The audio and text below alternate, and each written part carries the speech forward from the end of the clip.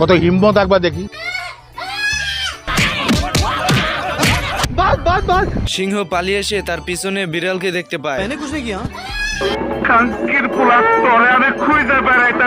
বিড়ালের লেজ ধরে টেনে বাইরে বের করে নিয়ে আসে এবং ছোট্ট লেকের পানিতে চুবিয়ে ধরে।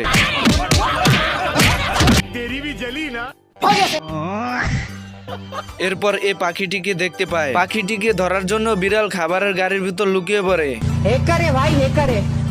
একটি লোক আসে গাড়িটি চালিয়ে নিয়ে যায় প্রাণীদের খাবার দেওয়ার জন্য। আচ্ছা, কে সংসারে আগুন লাগাবে 10 টাকায়?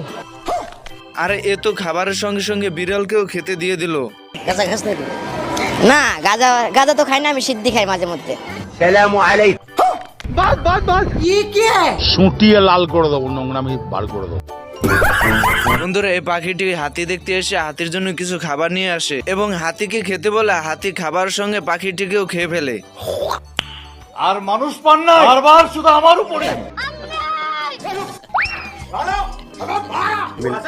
ये सब क्या देखना पड़ रहा है? হাতিটা এসে গর্তে পা দেওয়ার জন্য বিড়াল হাতিটার পা ঠেলে সরানোর চেষ্টা করে, কিন্তু অনেক চেষ্টা করার পরও ব্যর্থ হয়। হাতিকে ভয় দেখানোর জন্য বিড়াল একটি খেলনা ইঁদুর নিয়ে আসে এবং হাতিকে ডেকে বলে,